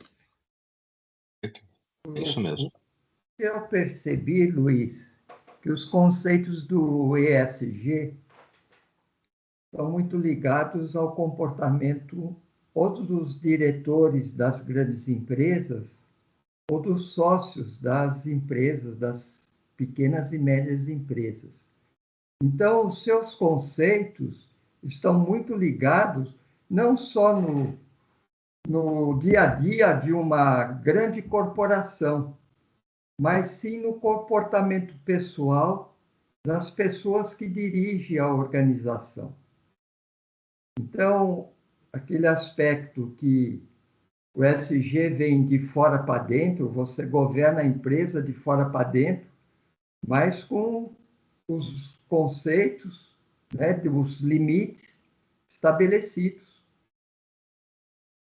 Então, eu vejo que a corporação em si, ela é o resultado do trabalho de uma diretoria. Os acionistas, ali, as empresas, as grandes empresas têm ações na Bolsa, eles têm lá os seus determinantes do valor da ação. A sustentabilidade dela é o valor da ação, se sobe, se desce. O sócio é o seu propósito de manter o seu negócio, sustentabilidade do seu negócio. Mas aí tem esses conceitos dos limites, que você bem colocou. Então, É isso. eu acredito que tanto o Alexandre como o Valmir, né, deram vamos dizer, uma contribuição de trazer da corporação para o pessoal, ou do sócio ou de um diretor. Perfeito. E eu até queria dizer assim de um ponto, né, que você falou, achei bacana disso, é porque tá no sócio, tem um acionista e tudo mais, mas eu vou dizer assim o seguinte, tá? É engraçado que no passado, as empresas de mercado, falando capital aberto, tá? As empresas olhavam para o capital aberto da seguinte forma, e tanto é que na época se chamava capitalismo de shareholders, ou seja, o capitalismo consolidado das organizações era baseado em gerar lucro para o acionista. Ponto. E acabou. O tempo foi passando e esses mesmos acionistas, claro que não os mesmos, mas com as mudanças das gerações e tudo mais, começaram a chegar outros acionistas que começaram a aprender com aqueles iniciais, que começaram a olhar para trás e ver o legado, que colocaram o seu dinheiro às vezes no lugar que não estava alinhado com o seu propósito real, que financiaram coisas das quais eles não se orgulham, e aí começou a surgir um novo conceito que é o capitalismo de stakeholders, que nada mais é do que como é que eu faço para não só gerar lucro para o meu acionista, mas gerar valor para todas as partes interessadas que se envolvem no meu negócio. E por que isso? Porque o meu acionista, ele também tem objetivos, também tem propósito e também tem limites.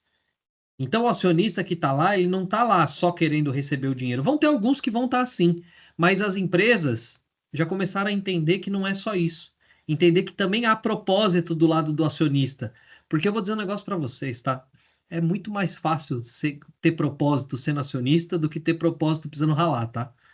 Porque o acionista, ele tem a condição de escolher o mundo é capitalista, então quem tem o dinheiro tem a escolha, tem a decisão, tem o poder disso. E ponto. Então, é muito mais fácil para um acionista ter propósito. Então, essa mudança nas organizações não é que elas são boazinhas. As organizações estão mudando para isso porque sabem que esse acionista tem um propósito presente. O que ele quer? Se conectar com o propósito desse acionista. Porque esse cara, ele vai investir o dinheiro dele, vai ganhar mais dinheiro com isso, e no final, quando eu chegar lá daqui 20, 30 anos, ele vai falar: poxa, eu ainda investi num legado que está alinhado ao meu propósito. Então, essa mudança, ela é sutil, mas ela está acontecendo. E as empresas maiores, elas estão muito espertas nisso, porque elas sabem que esses caras têm muito mais possibilidade de ter um propósito alinhado, e com certeza são eles, né, que vão alavancar as empresas através disso. Eu acho que propósito é um negócio que você não mensura. Mas assim, aí é lógico, eu não tenho um número matemático para entregar para dizer isso, mas eu acredito muito naquela vertente que diz: olha, às vezes você vai perder o dinheiro como esse grande cliente que o Alexandre tinha, porque ele não está alinhado ao seu propósito. Mas daqui a pouco, se o seu propósito for realmente muito forte, provavelmente você vai achar um jeito de ganhar mais com outro que vai estar alinhado, porque não é só você que pensa dessa forma. O mundo é muito grande e é um ecossistema. Então, quando você pensa nele como um ecossistema, imediatamente você encontra as conexões certas. Você só tem que estar na mesma sintonia que ela. Fala, velhinho, você levantou a mão aí? É porque o Lombardi falou agora que vocês trouxeram casos reais da vida, né? O Valmir e o Alexandre, agradeço. Aí eu me lembrei de uma coisa que o Luiz falou no início, dos quatro pilares do IBGC, um deles é equidade. É um tema ainda muito discutido nas empresas, porque acho que é igualdade, né? Então eu queria dar um exemplo da minha casa. Eu comprei um carrinho de rolimã para os meus netos, 6 e 4 anos. Igualdade, mas um tem 6, outro tem 4. Um é menina, outro é menino. O desempenho não é igual, né? Eu tô aqui, ó, mais 4 rolimã na mão. Vou fazer o carrinho dela diferente do dele, porque embora seja carrinho de rolimã, é desigual dar o mesmo equipamento para pessoa de idade diferente, sexo diferente. Posso estar falando uma besteira aqui, mas eu tenho que fazer que as condições sejam mais próximas de cada um, né? E não oferecer a mesma ferramenta para os dois. Eu fiquei pensando nas empresas, né? Talvez a gente faça isso também, a gente dá as mesmas condições a pessoas diferentes e quer resultados iguais. Não vai conseguir, não é isso, o Alexandre e Luiz? O Luiz Você gosta muito de falar disso. Fala entrou na primeiro. minha praia, cara. Ele gosta muito de falar disso. Tá louco, viu? Eu vou dizer um negócio que eu acho que é muito provocador, mas eu tenho isso na minha cabeça. A gente fala de diversidade e inclusão porque as pessoas querem igualar todo mundo na mesma régua. E aí o Evandro deu esse exemplo que eu achei que foi muito bom, que ele fala de idades diferentes, menino, menina e tudo mais e tal, e ele falou o quê? O desempenho vai ser diferente. E eu acho que nas empresas, sabe por que que essas agendas não funcionam? Porque elas querem usar a mesma régua para medir pessoas que vão ser diferentes a vida inteira. E quem disse que a régua tem que ser a mesma? Equidade, na verdade, não é eu medir todo mundo pela mesma régua.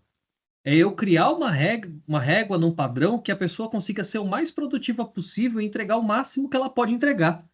Isso é equidade. Não adianta eu chegar e imagina só, eu tenho um homem e uma mulher para trabalhar aqui, vamos lá, para escolher para trabalhar.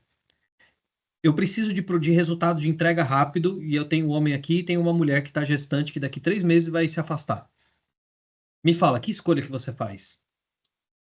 Se você quer entrega rápida, na hora, imediatamente o que vai vir na sua cabeça, se você precisa entregar, você vai falar, não, tem que ser o homem, porque se eu contratar essa mulher, ela vai se afastar, ela vai ficar um tempo fora da empresa.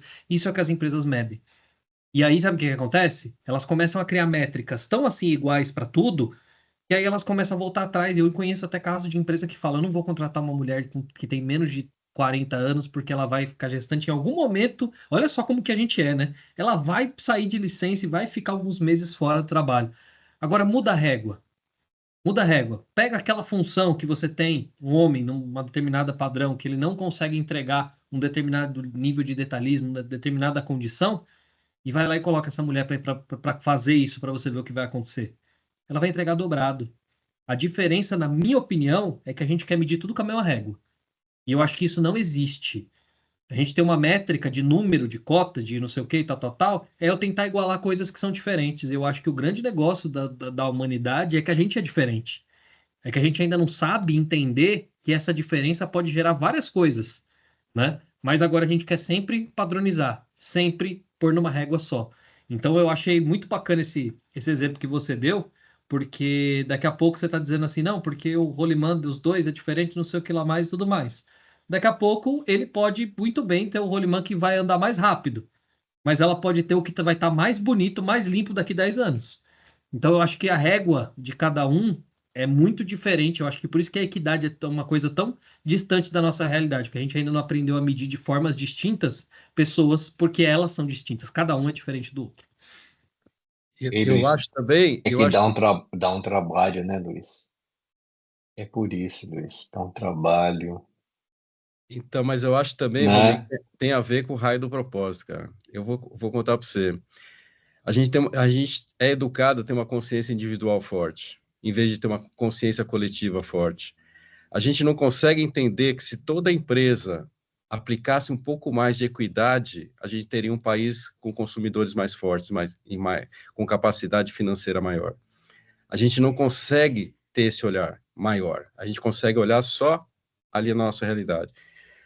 Por uma questão de princípio do respeito, que vem lá de trás na minha família, eu tinha o seguinte compromisso com quem fosse trabalhar. Eu não sou uma empresa grande, nunca quis ser, mas eu tinha o seguinte compromisso: quem trabalha comigo tem que sair daqui para melhor, não pode sair daqui para pior. Então, assim, você vai trabalhar, você vai fazer seu trabalho, mas enquanto você está fazendo seu trabalho, eu vou tentar te entregar o máximo de conhecimento possível. Se você tem um curso que você acha que você vai fazer, você vai ficar melhor, você vai lá e faz, eu pago, entendeu? Então, assim, uma das grandes alegrias que eu tenho é que, não digo 100%, mas uma grande maioria das pessoas que saíram da editora porque receberam proposta melhor ou porque eu tive que demitir, eles sempre foram para algum lugar melhor e sempre me agradecem por isso.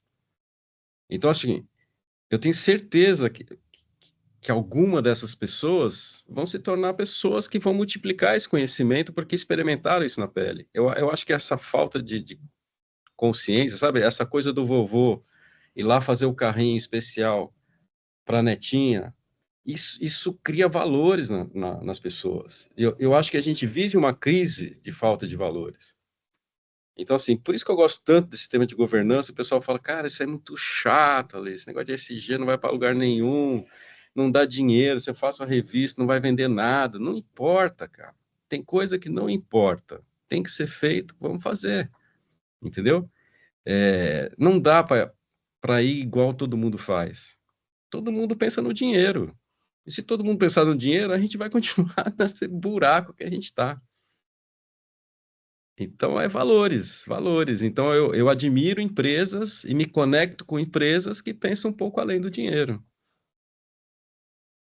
Que pensam em causas, né? Defendem causas. São empresas que me encantam e aí eu sou defensor. Empresas de marca, chique, por estética, tô nem aí. Mas cada ser humano é um ser humano, é uma construção de sociedade, eu vejo isso. Eu gosto muito do SG porque eu acho que ele permite a gente a ter um sonho de ter uma sociedade um pouquinho mais consciente. Porque tem que ter governança. Se não tiver governança, não tem SG.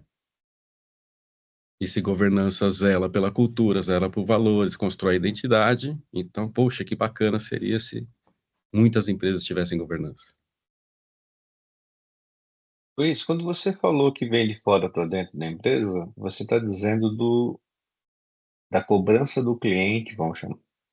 É a cobrança do cliente, é a visão do cliente que tem da empresa que faz, transforma, que é nessa linha?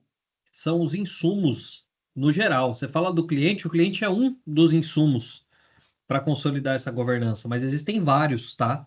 Os insumos são o que a sociedade está esperando hoje, por exemplo. Isso é uma das coisas. É um dos exemplos, né? A gente fala assim, pega uma empresa tal que construiu, vamos lá, pega a BlackBerry, coitada, falecida BlackBerry. Uhum. O que foi aquela empresa? Aquela empresa foi uma empresa fantástica que falou: nós vamos transformar a comunicação corporativa. E transformou mesmo. Só que ela não estruturou a sua base olhando para fora e entendendo os insumos da mudança do mundo para sua manutenção. Porque o que acontece? Eu acho que o grande erro, tá? Inclusive no ESG, o grande erro é assim: as empresas olham de dentro para fora. Então, assim, eu sempre me coloco numa posição central, né? A gente ainda não aprendeu que a Terra gira, né? A Terra gira numa posição que não é em torno de você, né? Acho que a gente ainda não aprendeu isso, mas É você que gira em torno dela.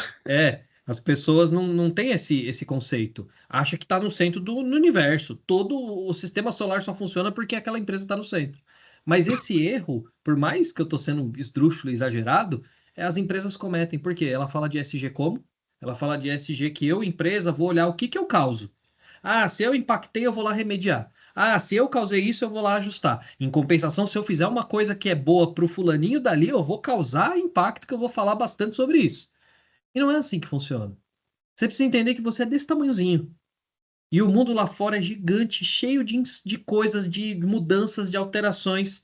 Por isso que se governa de fora para dentro, porque você precisa estar antenado em tudo que está acontecendo do lado de fora, entender que o lado de fora é muito maior do que você, e isso tudo vai servir de insumo para você construir essa base sólida que vai ser a sua governança. Quem enxerga de dentro para fora fica fechado dentro do seu mundo e esquece que quando vem de fora para dentro vem uma avalanche. Então se governa sim de fora para dentro. Todos os insumos que podem ser os seus clientes, seus investidores, podem ser a sua comunidade, podem ser os seus funcionários. Um dos grandes exemplos hoje é funcionário. As pessoas esquecem que a mesa de negociação, que no passado fora 100% da empresa, está mudando de lado. Hoje a pessoa, por exemplo, você tem uma empresa petrolífera lá. Só tem duas ou três, ou seja, o seu concorrente são mais dois. Hoje a pessoa não precisa ir mais para a mesma empresa, para o mesmo setor de trabalho. Hoje a pessoa pode trabalhar com aplicativo, hoje a pessoa pode trabalhar com 500 coisas diferentes. Ou seja, a mesa de negociação está do outro lado. Não é só mais a empresa que contrata o funcionário também contrata a empresa. E se ele está num lugar que ele não gosta, ele também vai embora. Por isso que o insumo vem de fora. Você precisa entender que tudo isso está acontecendo e tudo isso tem que te ajudar a consolidar essa base sólida. E aí, claro, sem se desviar dos seus valores, para isso fazer você chegar no seu resultado. Andou pelo caminho contrário, andou achando que é você que impacta e você vai diminuir esse impacto, ou você que faz bem e você vai proporcionar uma oportunidade disso, quando vier é um tsunami. Aí você acaba sendo engolido. Você acha que o Dieselgate, se acontecesse hoje, teria uma repercussão diferente? Acho. Acho que teria. Assim, dois motivos, tá? Primeiro Vou lugar, falar esse e vou falar Zara, né? Zara acho que foi comprovado, né? Que era trabalho escravo, né? Sim, sim, sim. Isso para ser mais recente, né? Não vou Uhum. lembrar para os outros que tem tanto. Eu não vou lembrar, eu não vou lembrar da história do Ford Pinto em 68, que é uma história clássica, não sei se vocês lembram, Uhum. né? A história do Ford Pinto, né? E nem do. A outra esqueci, mas do Ford Pinto é mais de 68, que era. Foi. Fizeram a conta. Não é do Exor Valdez, não, né? Eu vejo o Exxon Valdez como um acidente, né? Em partes. Teve Eu seus pensei no conceitos. eu pensei no Exxon Valdez, eu li aquilo, mas eu penso que foi mais um acidente, né? Aqui do caso do Ford Pinto, por exemplo, né? Ah, não, é É, escancarado, eles né? registraram, então, eles registraram em ata, né? Eles foram lá e fizeram uma reunião e viram que pagar as indenizações era mais barato do que fazer o recall. O... Sabe quem fez isso agora há pouco tempo? Hum. Exatamente igual? O Chapter 11? A Natura. Eu não É? sei se vocês. Aí quando a gente fala Natura, todo mundo acha estranho, né? Sim, claro. Mas a Natura, vocês sabem que ela comprou a Avon, né? Hum. A Natura comprou a The Body Shop. The Body Mas Shop, a Natura comprou por um valor, 2 anos depois vendeu pela metade do valor que ela pagou.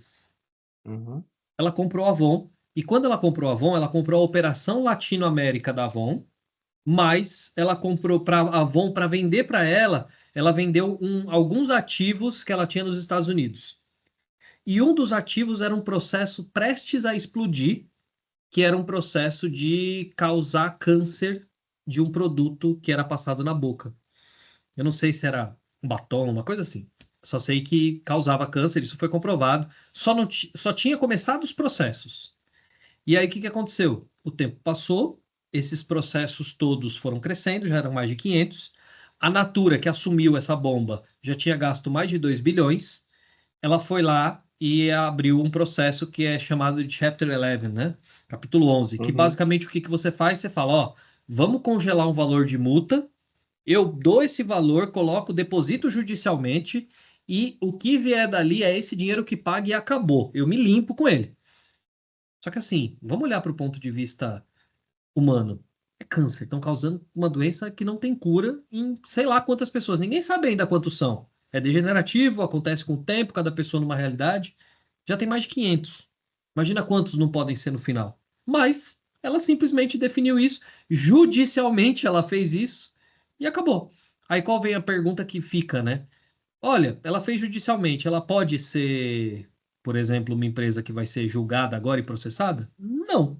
O único tribunal que pode julgar ela é o Tribunal Social. Por quê? Porque ela vem de uma reputação social muito forte e tomou uma decisão de que ela nem vai cobrir as próprias demandas das pessoas que precisam por algo que foi causado por uma subsidiária dela. Então, esse é um caso. Agora, por exemplo, você falou do Dieselgate, né? O caso do Dieselgate, eu não sei se todo mundo sabe, mas o Dieselgate é o caso lá da Volkswagen Amarok, né? O caso do Dieselgate Evandro, esse é o exemplo clássico da frase que eu te falei. Planejamento sem planejamento vira planejamento. O Dieselgate Amarok, né, o veículo Amarok, quando foi lançado lá, ele tinha a ideia de um motor a diesel que seria o motor com menor emissão de carbono em 2008, se eu não me engano. Em 2008 a gente nem sabia o que era carbono. E os caras falaram, nós vamos lançar um motor com menor emissão. Deu errado. E o erro que aconteceu ali, eles precisavam tomar uma decisão. Ou eles vinham na mídia, que eles divulgaram aos quatro ventos e se retratavam, ou eles mentiam. Eles preferiram mentir, criaram um software que quando alguém media a emissão de carbono, o software burlava o resultado. Então parecia sempre que estava emitindo carbono a menos. Até que é lógico, descobriram, né? Mentira uma hora cai, descobriram isso, e aí foi aquele caos. Teve gente presa, teve presidente preso, um monte de gente caiu. Tem país que a Volkswagen até hoje não entra mais. Mas no mundo, ao todo, a Volkswagen caiu, passou 5 anos quebrada, e hoje ela voltou a ser uma das maiores representações do mundo, de novo, porque as pessoas esqueceram. Eu acho que se isso acontecesse neste momento agora, eu acho que ela não se reergueria da mesma forma, e eu acho que o peso do tribunal que a internet e as mídias sociais causam, eu acho que teriam gerado penas mais pesadas. Eu acho que por mais que fosse um período que fazem, sei lá, 12 anos que o processo oficialmente saiu, por mais que não seja lá tanto tempo, eu acho que hoje o rigor seria muito maior, na minha opinião.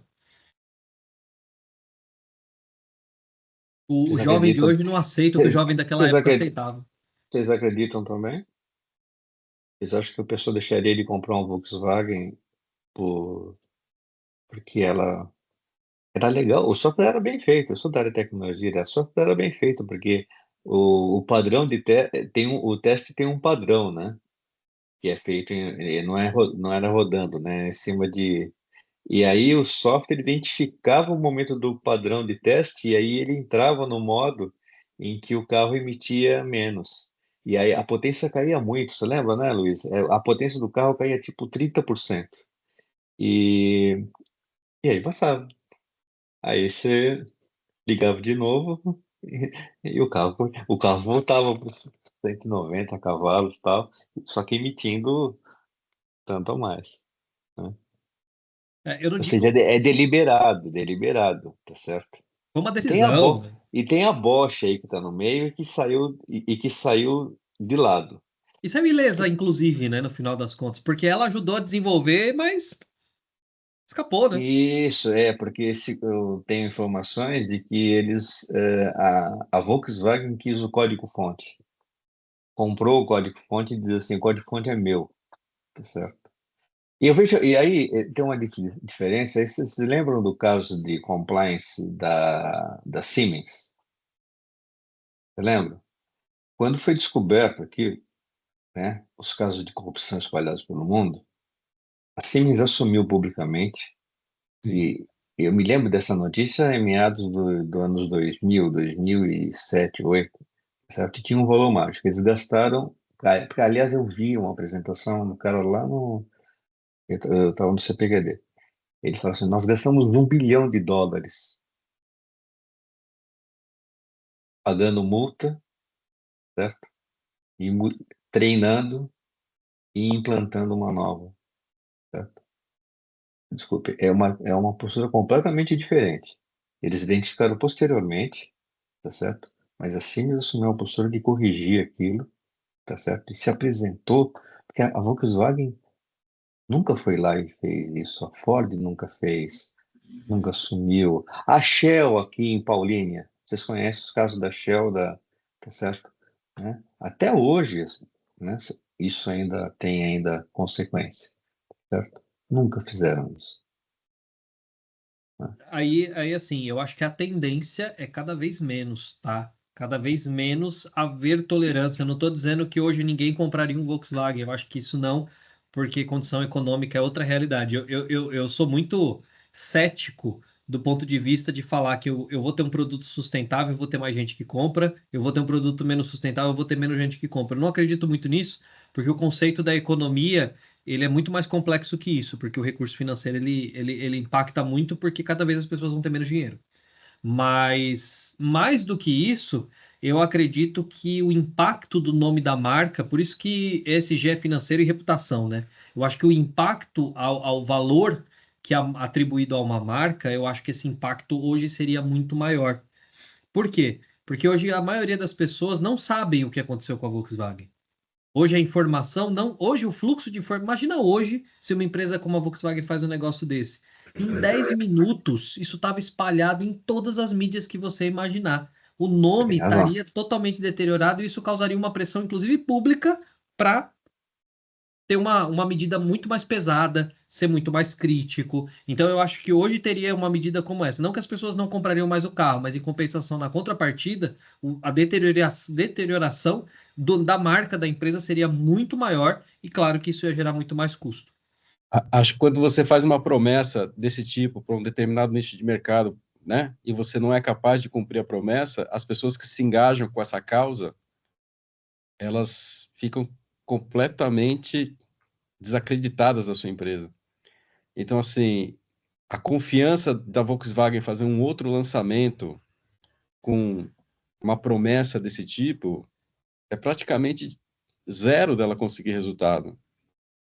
Então, eu acho que afeta, assim, os negócios fortemente, e eu acho que nos dias de hoje ainda mais, porque ainda tem os chatos, né, de plantão que vão ficar o tempo inteiro cutucando. Pô, a gente tem várias empresas que aconteceram isso, né? Que quando a marca perde a credibilidade, um abraço. A Parmalat.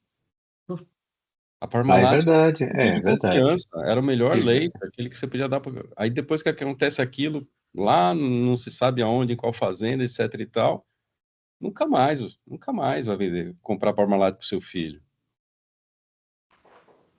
É difícil, assim, quando a promessa é quebrada e você está muito envolvido na promessa que você acredita, quanto maior o nível de confiança, acho que maior é o desgaste. É proporcional, né?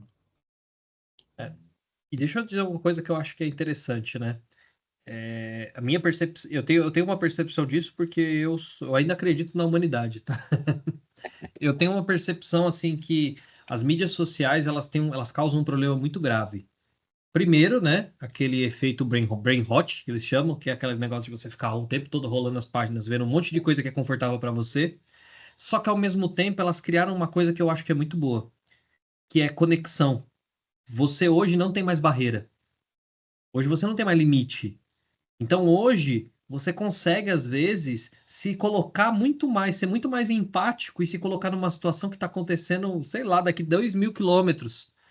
E isso também pressiona mais por esse tipo de coisa. Ah, eu tô falando do caso lá, não sei, vamos falar da empresa de chocolate lá que estava tendo um monte de trabalho escravo, tanto é que esse ano quase não tinha ovo de Páscoa porque o preço do chocolate subiu porque começaram a fazer due diligence, né? Mas aquelas empresas que estavam lá explorando lá na África as pessoas para fazer a extração do cacau, muita gente começou a acessar esse tipo de coisa e ver e pensar no absurdo que era aquilo. E no final das contas, isso vai deteriorando o meio-campo, vai fazendo as pessoas. Então, eu acho que a mídia social também tem essa vantagem, porque as pessoas vão começando a se conectar mais com essas coisas, a ter mais informação sobre isso, e querendo ou não, a gente se coloca nesse lugar. Pode ser que não faça a gente tomar uma decisão imediata, mas pouco a pouco vai nos pressionando, vai nos pressionando, vai nos pressionando e a gente vai transformando tudo isso.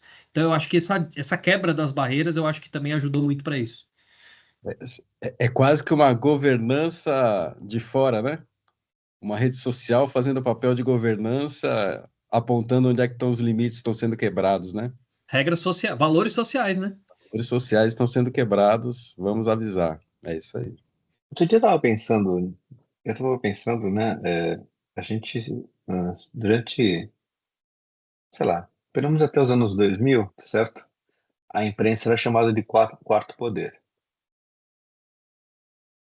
Perderam relevância pelo que fizeram e também pela própria internet, como hoje se enxerga isso, né?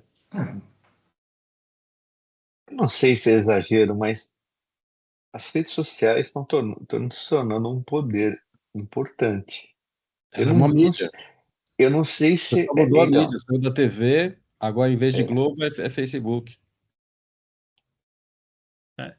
E eu diria mais, tá? Esse poder que você está falando, né, da rede social e tudo mais, essa discussão que existe, e aí eu não vou dizer que está certo quem está errado, que fala sobre regula, não regula, regula, não regula, controla, não controla, é justamente por causa disso. Né? Vamos lá, quem leu O Príncipe de Maquiavel sabe que você tem dois jeitos de dominar o principado, né? De controlar o povo. Então, no básico, a imprensa ela era o canal, porque ela era sim conhecida mesmo como quarto poder, porque ela era o grande canal fonte de você conseguir gerar uma mensagem, né? E hoje, no momento atual, a mensagem ela tá lá na mídia social. E Ela está nos assim, algoritmos. exatamente, é uma ferramenta que estão assim, é nos lógico, algoritmos, isso é um exatamente. black box. Tá, eu tenho as minhas percepções sobre isso e eu já até falei com o Alexandre sobre essa minha percepção que, enfim, é um black box lá que eu acho que tem outras pessoas que têm outros interesses que estão por trás disso, e, enfim. Mas no final das contas, ela é um motor de tomada de decisão imediato e é onde a grande movimentação financeira acontece é lá. Por quê? Porque ela consegue escolher o que vai aparecer para você. Olha que diferença. Na TV, você tinha que mudar de canal. Hoje, você não muda mais. Você tá falando, você viu o Stories lá, o Evandro, olha o Stories lá. Opa, vou olhar o Stories aqui do Alexandre. Passou pro lado, aparece já o Stories de alguém que tá vendendo alguma coisa para ele. Então é controle total, tá louco. Bom, a gente está chegando no final, né, Evandro? Eu não estou te Exatamente escutando, isso mas... que eu ia falar, né? 9 horas, né? Se É, vocês quiserem, eu interrompo a gravação e a gente continua o papo. eu acho Porque que a gente pode interromper aqui agora, né, para manter o padrão. E aí a gente pode papear mais um pouquinho, se quiser. Bom, então aqui como coordenador, espero que vocês tenham gostado, espero que vocês tenham tido várias percepções do que é governança na sua essência, que isso é aplicável em qualquer tipo de empresa, grande, média, pequena, que ela é fundamental para o crescimento do país, é fundamental para o desenvolvimento das empresas e para a perenidade das empresas, e que não tem como desassociar governança das questões ambientais, sociais e éticas que estão acontecendo no mundo de hoje. Então, o ESG não é moda, ESG é uma necessidade imposta pelo próprio mundo que a gente vive, né? E é isso. Luiz, dê suas palavras finais, vamos encerrar. Bom, agradeço demais mais uma vez a oportunidade aqui, Alexandre, Evandro. A gente sempre sai daqui com novas percepções, novas ideias. Já estou com um monte de coisa aqui que começou a surgir para nossa próxima conversa, que vai acontecer daqui a um tempo, né? Mas acho que o mais importante de tudo é a gente conseguir colocar a governança no lugar que ela deve ser e sempre pensar nessa reflexão de legado. Eu acho que a governança ela tem esse grande papel de quando a gente estiver no meio da loucura, no meio da dificuldade trazer para nós aquela luz de pensar, pô, qual que é o legado que eu vou... Será que daqui 20 anos eu vou me orgulhar do que eu estou fazendo agora ou será que não?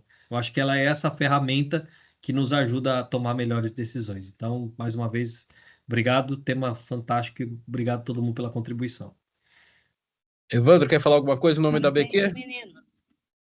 não, Parabéns a muito todos agradeço a vocês. todos. Oi, Denise está falando, né? Alguém falou.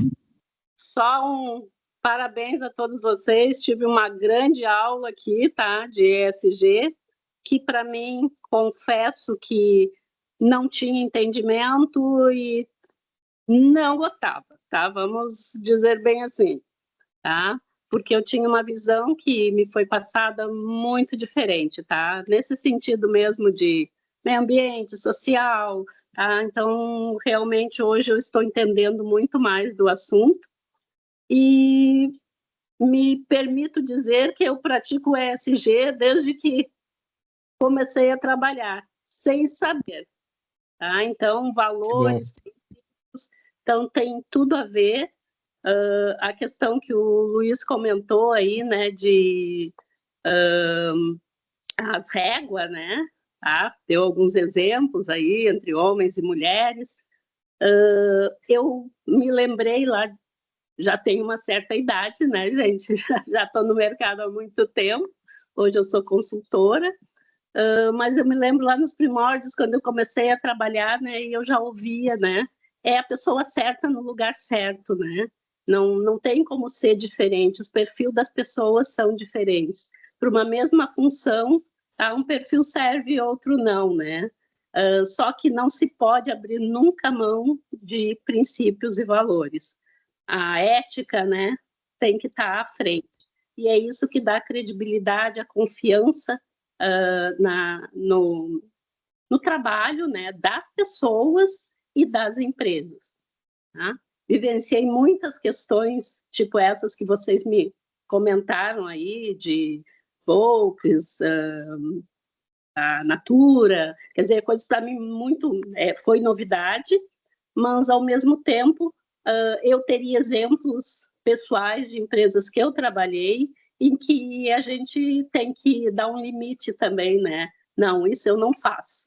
Exato. Então, parabéns para vocês, obrigado pelas informações, me ajudaram muito a entender e começar a acreditar no ESG, tá? Obrigada. Obrigado pelo feedback.